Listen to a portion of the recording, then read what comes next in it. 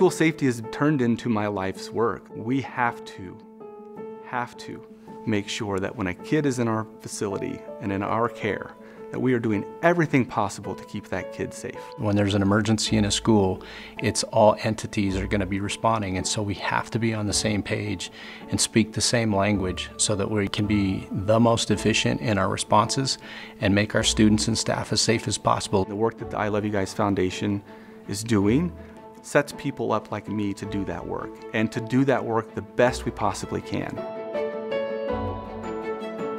Standard Response Protocol was inspired by the shooting at Platte Canyon High School in 2006. At that time, we were using a crisis response manual that was around 72 pages. All of those 72 pages really came down to 5 distinct actions that you could take in the classrooms. It was lock down, lock out, shelter in place, and evacuate.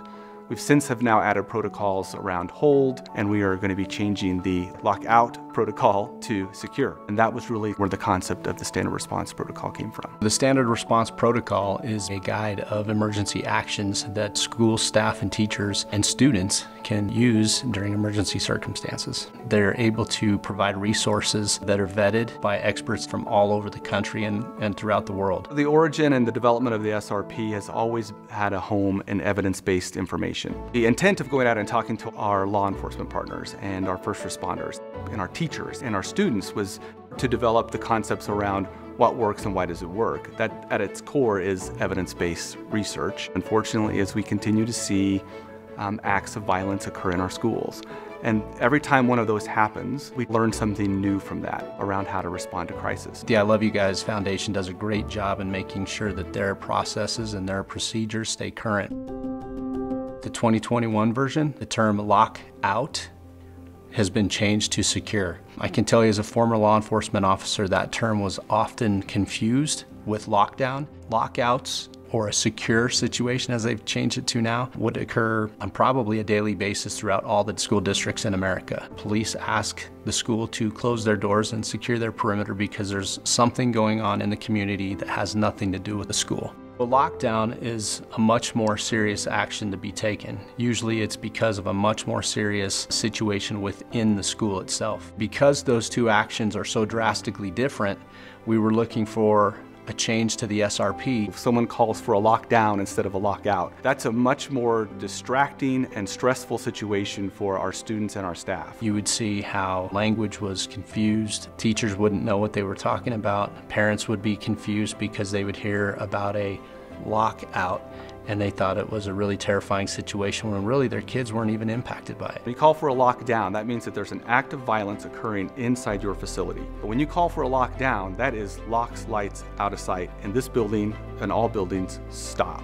For our protocols, the only way we can release that lockdown protocol is we have to have law enforcement agencies come to this building, get keys, and they go door to door and unlock every single classroom. That takes time out of our educational environment and out of our educational day just because of the confusion between the terms lockout and lockdown. By moving to secure, our intent here is that we're going to eliminate that confusion.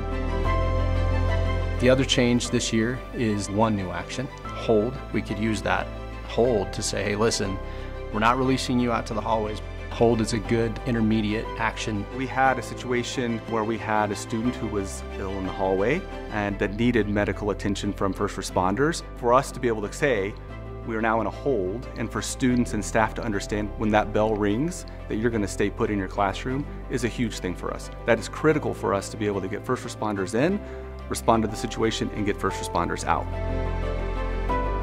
A drill it's a non-traumatic experience. It's about teaching the concepts of this is what you do, but you don't have to scare people to do that. Drills are mastery of the basics. We're just trying to teach and reinforce behaviors that we want to exhibit during an emergency. In an exercise, you bring in elements of reality that make that much more intense. On occasion, with your law enforcement partners, and oftentimes when school's out of session in a summer, we might do something like that to train our first responders and law enforcement. They need that realism. Kids don't need to feel that. Kids just need to know this is exactly what I do. It's locks, lights, out of sight in a lockdown, and that doesn't have to be traumatic. As a Director of Safety and Security, the new SRP changes allow us to be more flexible. It gives us more options, more tools in the toolbox to change the language and to base the protocols off of information that's real time and situations that really occur. It's important. This is something that has to continually evolve. We always have to improve to make it better, to make sure our kids are as safe as they can possibly be when they're in our schools. It's the right work at the right time.